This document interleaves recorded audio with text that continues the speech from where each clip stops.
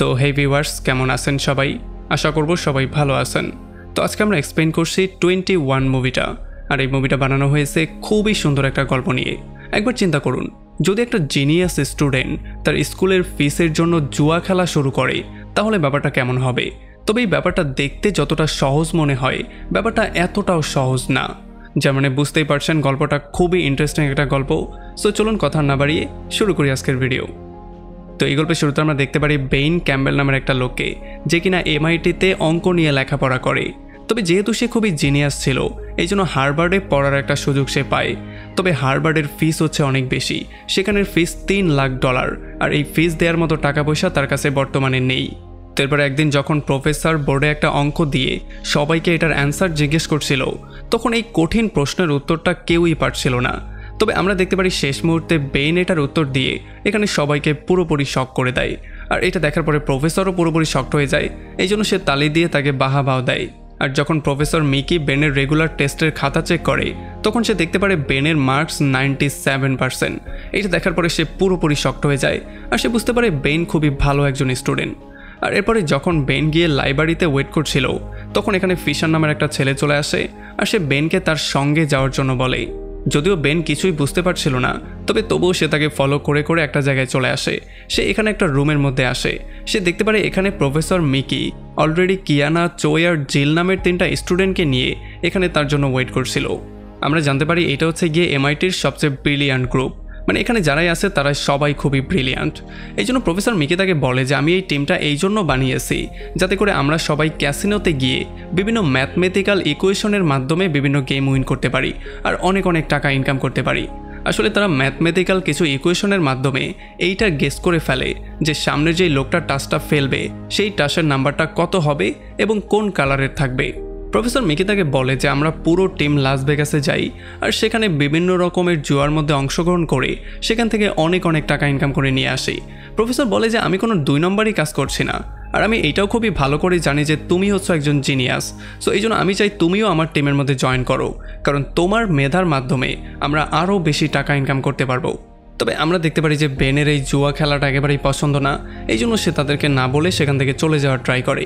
যদিও এখানে প্রত্যেকটা টিম মেম্বারই তাকে বোঝানোর ট্রাই করছিল, তবে কোনোভাবেই কোনো লাভ হয় না। আর এই জন্য যাওয়ার আগে প্রফেসর তাকে বলে দেয় যে আমাদের এই গ্রুপটা সম্পর্কে ভুলেও কাউকে কিছু বলবে না।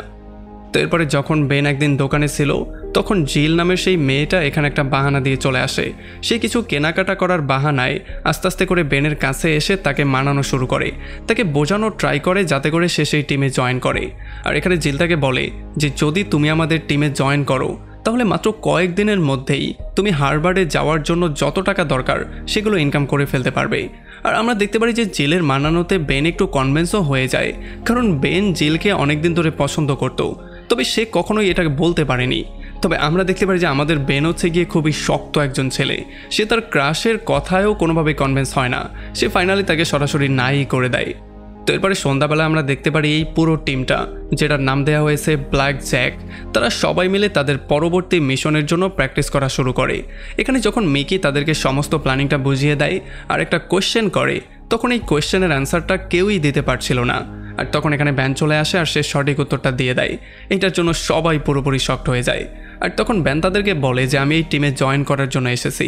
এটা শোনার পরে সবাই প্রচণ্ড খুশি হয়ে যায়, আর তারা সবাই বেনের সাথে ফ্রেন্ডশিপ করে তারা টিমের মধ্যে কিভাবে কাজকর্ম করে সেই ব্যাপারগুলো তাকে বোঝানো শুরু করে। তারা বলে যে যখন তারা লাস ভেগাসে খেলতে যায়, তখন টিমের যেই নিয়ম তারা প্ল্যানিং করে সেই নিয়মগুলো সবাই মেনে চলে, কেউই নিয়মের বাইরে যায় না। তাছাড়া তাকে তারা বিভিন্ন রকমের কার্ডের অ্যাঙ্গেল, বিভিন্ন চিহ্ন, তাছাড়া কিভাবে সে কার্ডকে গেস করতে পারবে এই সমস্ত ব্যাপারগুলো ট্রেন করা শুরু করে। আর কয়েকদিন প্র্যাকটিস করার পরে ফাইনালি বেন একটা টেস্ট দেওয়ার জন্য রেডি হয়ে যায়। আর খুব শীঘ্রই বেনকে ছোট্ট একটা ক্যাসিনোতে পাঠানো হয়, আর এখানে সে কার্ড খেলে আস্তে আস্তে করে অনেক টাকা ইনকাম করা শুরু করে।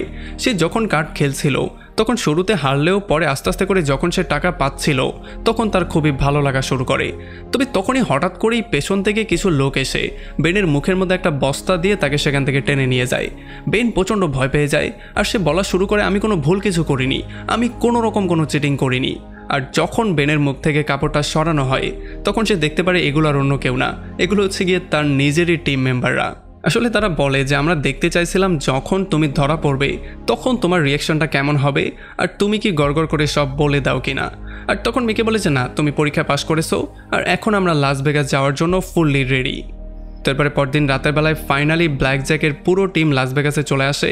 আর এখানে আসার সঙ্গে সঙ্গেই মিকি সবাইকে বলে দেয় যে নিয়ম অনুযায়ী এখন তোমরা সবাই সবার আইডেন্টিটি চেঞ্জ করবে, তোমাদের নাম আর তোমাদের নাম থাকবে না, তোমরা ভিন্ন ভিন্ন নামে নিজেদেরকে ডাকবে।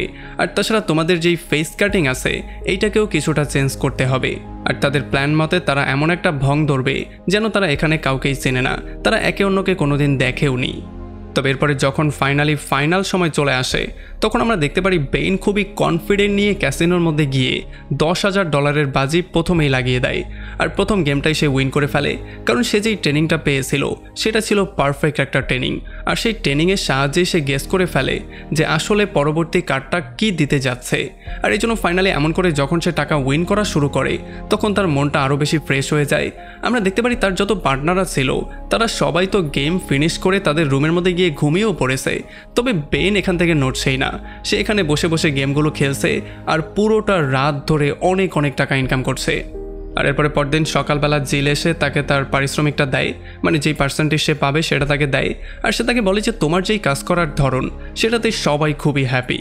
তবে আমরা দেখতে পারি বেন তাকে বলে যে আমি শুধুমাত্র এই কাজটা করছি আমার পড়ালেখার খরচ ম্যানেজ করার জন্য, আর যখন আমার খরচটা ম্যানেজ হয়ে যাবে তখন আমি এখান থেকে চলে যাব। তবে তখন গিল একটু হেসে বলে যে সবাই এমনটাই বলে, কিন্তু পরবর্তীতে কেউ আর এটা ছাড়তে পারে না।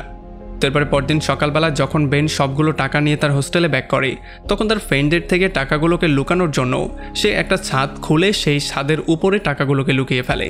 তবে তখনই তার দুইটা ফ্রেন্ড এসে তাকে জিজ্ঞেস করে যে তুমি এই 2 দিন ধরে কোথায় ছিলে। তখন বেন বলে যে আমার একটা রিলেটিভ আছে লাস ভেগাসের দিকে, আমি সেখানে গিয়েছিলাম তাদের সাথে মিট করতে। তবে এরপরে সন্ধ্যাবেলায় যখন বেন একটা পার্টিতে আসে তখন সে দেখতে পারে সেখানে জিলও আছে। আর বেনের ফ্রেন্ডরা তাকে পুশ করে বারবার করে বলে যে যা ভাবির সাথে গিয়ে কথা বলে আয়। আর যখন বেন সাহস করে তার সাথে কথা বলতে যায় তখন তারা খুবই ফ্র্যাঙ্কলি হয়ে যায়, তারা অনেক আড্ডা দেয়। তবে যখন তারা ব্যাক করছিল তখন ট্রেনের মধ্যে সে গিলকে কিস করার ট্রাই করে, তবে গিল সেখান থেকে সরে যায়। সে বলে যে আমরা দুজন যেহেতু কলিগ, মানে আমরা একসাথে কাজ করি, সো কাজের মধ্যে কোনোভাবেই আমি প্রেম আনতে চাই না, প্রেমটা কাজের মধ্যে না আনাটাই বেস্ট।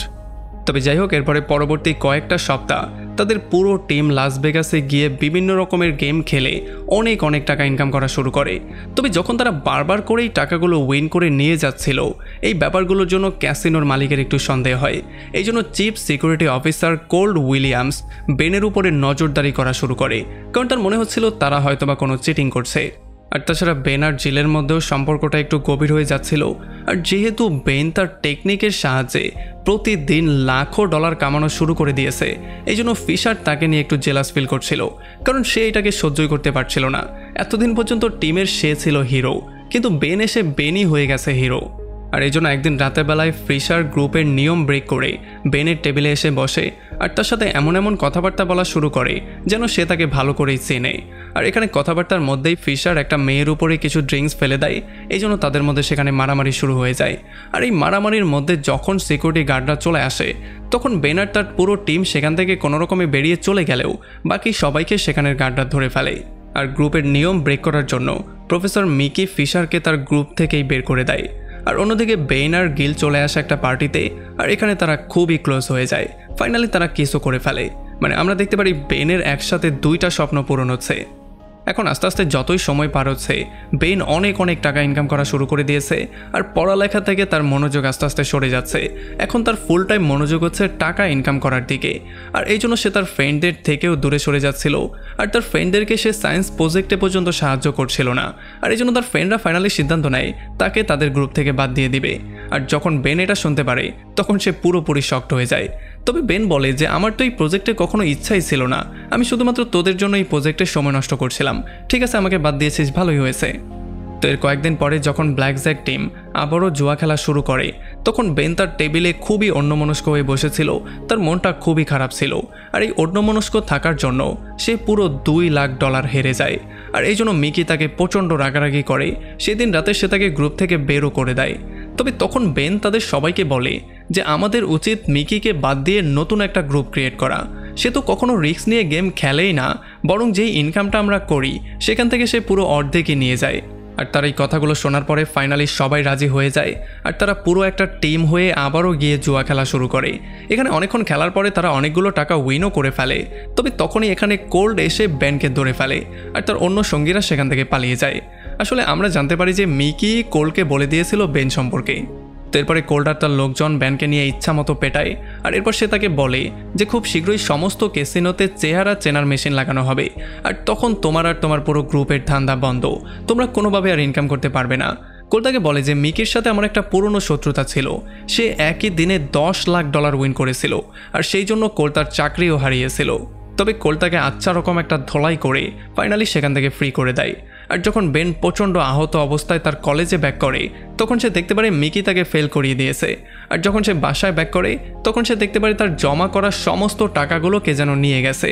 এই ব্যাপারগুলো দেখার পরে সে বুঝতে পারে যে এই সমস্ত কাজগুলো মিকিই করেছে। তবে সে চাইলেও এখন কিছু করতে পারবে না, তার হাতে করার মতো আর কিছুই নেই। তো এই জন্য সে ফাইনালি চলে আসে জেলের কাছে আর সে তার কাছে মাপ চেয়ে বলে যে আমি আমার সব কিছু হারিয়ে ফেলেছি, আমার টাকা, আমার সম্মান, আমার বন্ধুবান্ধব পর্যন্ত। তাছাড়া আমি যেই স্বপ্নটা দেখেছিলাম হারবার্ডে গিয়ে পড়বো সেটাও আমি হারিয়ে ফেলেছি। তবে সে জেলের কাছে মাপ চেয়ে বলে যে আমি তোমাকে হারাতে চাই না। আর এই ব্যাপারগুলো শোনার পরে জিনের মনটাও খারাপ হয়ে যায় আর এই জন্য সে ফাইনালি তাকে সান্ত্বনা দেওয়া শুরু করে। তো এর কয়েকদিন পরে যখন সায়েন্স কম্পিটিশন হয় তখন বেন দেখতে পারে তার বন্ধুরা সায়েন্স কম্পিটিশনে উইন করেছে। এটা দেখার পরে সে তার একটা বন্ধুর সাথে গিয়ে মিট করে আর তার কাছে মাপ চেয়ে তাকে সমস্ত ব্যাপারটা বলে। সে বলে যে আমি পড়ালেখা বাদ দিয়ে জুয়ার মধ্যে ঢুকে গিয়েছিলাম, আমি লাস ভেগাসে গিয়ে জুয়া খেলা শুরু করেছিলাম। আর এই ব্যাপারগুলো শোনার পরে ফাইনালি তার বন্ধুও তাকে মাফ করে দেয়। তবে সে তাকে বলে যে তুমি যেই জুয়াটা খেলেছো সেটা কিন্তু ইন্টারেস্টিং একটা গল্প, এটা কিন্তু তুমি চাইলে কন্টিনিউ করতেও পারো। আর এরপরে সে গিয়ে প্রফেসর মিকির সাথে মিট করে আর তার কাছেও ফাইনালি মাপ চায়। সে বলে যে যা হওয়ার তা হয়ে গেছে, আমি চাই আবারও আপনার টিমে জয়েন করে নতুন করে আবারও শুরু করতে, আমি চাই আমার সেই পুরনো টাকাগুলো আবারও ফেরত পেতে, আমি যেই কোনো মূল্যে আবারও সেই টাকাগুলো ইনকাম করতে চাই। আর তাছাড়া সে তাকে বলে যে কিছুদিনের মধ্যেই ক্যাসিনোতে ফেস চেনার মেশিন লাগানো হবে, তার আগেই আমি চাই যে আরও একটা গেম খেলতে আর আরও বেশি টাকা ইনকাম করতে। আর তাছাড়া আপনি যে আমাকে পরীক্ষায় ফেল করিয়েছেন টাকার বিনিময়ে আপনি আমাকে পাস করিয়ে দিন। আর টাকার জন্য ফাইনালি মিকিও রাজি হয়ে যায় আর তাদের টিমটা আবারও নতুন করে স্টার্ট করে তারা নতুন একটা প্ল্যানিং করে আবারও চলে আসে লাস ভেগাসে গেম খেলার জন্য। আর এইবার যখন তারা সবাই মিলে গেম খেলে তখন তারা $6,40,000 উইন করে ফেলে। তবে তখনই কোল্ডার তার সমস্ত টিম এই খবরটা পেয়ে যায়, এই জন্য সে তার পুরো টিম নিয়ে চলে আসে তাদেরকে ধরার জন্য। তবে এই ব্যাপারটা দেখার পরে বেন আর তার পুরো টিম টাকাগুলো নিয়ে দ্রুত পালিয়ে যায়। তবে আমরা দেখতে পারি রাস্তায় গিয়ে মিকি ব্যানকে বলে যে টাকার ব্যাগটা আমাকে দাও, আমি এটাকে প্রোটেকশন দিব। আর যখন তাকে টাকার ব্যাগটা দেয়া হয় তখন সে দৌড়ে একটা গাড়িতে উঠে যায় আর ড্রাইভারকে বলে দ্রুত এয়ারপোর্ট যাওয়ার জন্য। আর তখন এই ব্যাপারটা ক্লিয়ার হয় যে এই সমস্ত ব্যাপারটা ছিল মিকির একটা প্ল্যান। সে চাইছিল পুরো টিমের টাকাগুলোকে মেরে দিয়ে এখান থেকে সোজা গায়েব হয়ে যাবে। তো এখন এই সমস্ত টাকাগুলো পেয়ে মিকি প্রচণ্ড হ্যাপি ছিল। তবে যখন সে ব্যাগের মধ্যে হাত দেয় তখন সে পুরোপুরি শকড হয়ে যায়। সে দেখতে পারে এগুলো আসল কয়েন না, এগুলো হচ্ছে গিয়ে নকল টাকার কয়েন। আর এটার জন্য সে পুরোপুরি শকড হয়ে যায়। আর সে দেখতে পারে যেই ড্রাইভার এই গাড়িটা ড্রাইভ করছে সে আর অন্য কেউ না, সে হচ্ছে গিয়ে কোলেরই একটা লোক। আর তখন আমরা এই ব্যাপারটা ক্লিয়ার হই যে যখন ব্যানকে কোল্ডার তার পুরো টিম ধরে আচ্ছা রকম ধোলাই করেছিল আর ব্যান জানতে পেরেছিল যে কোল্ডার মিকির মধ্যে একটা শত্রুতা আছে, তখন সে কোল্ডের কাছে প্রমিস করেছিল সে মিকিকে নিজে এখানে নিয়ে আসবে আর সে তাকে কোল্ডের হাতে তুলে দিবে। আর এই জন্যই কোল্ড ব্যানকে ছেড়ে দিয়েছিল। তবে ব্যান একটা শর্তও দিয়েছিল যে এর বদলে তার ও তার পুরো টিমের চেহারা সে ডাটাবেস থেকে সরিয়ে দিবে, যাতে করে পরবর্তীতে যদি ফেস চেনার মেশিন লাগানো হয় তাহলে তাদের ফেসগুলো ডাটাবেস চিনতে না পারে আর তারা পরবর্তীতেও ক্যাসিনোতে এসে খেলতে পারে আর টাকা ইনকাম করতে পারে। তো এরপরে ব্যান আর জিল গিয়ে কোল্ডের সাথে মিট করে আর কোল্ড তাদের দুজনকে থ্যাংক ইউ বলে মিকিকে ধরিয়ে দেওয়ার জন্য। তবে এরপরে যখন ব্যান জিলকে নিয়ে চলে যাওয়ার ট্রাই করে তখন কোল্ড তার থেকে উইন করা টাকার একটা অংশ চায়। তবে ব্যান তাকে বলে যে এমন কোনো ডিল তো আমাদের মধ্যে হয়নি। তবে তখন কোল্ড তাকে অস্ত্র দেখায় আর সে বলে যে আমি এখন বুড়ো হয়ে গেছি, আমি কিছুদিন পরেই রিটায়ার করব, সো আমার টাকার এখন খুবই দরকার। হ্যাঁ আমি জানি তুমি খুবই ব্রিলিয়ান্ট, তুমি কোনো না কোনো ওয়েতে আবার তো টাকা ইনকাম করেই ফেলবে, তাছাড়া তোমার ফেসটাও আমি ডাটাবেস থেকে সরিয়ে দিয়েছি। আর যেহেতু এখন ব্যানের তার নিজের জীবনটা খুবই প্রিয় এই জন্য সে তাকে কিছু একটা অংশ দিয়ে সেখান থেকে জিলকে নিয়ে ফাইনালি চলে আসে।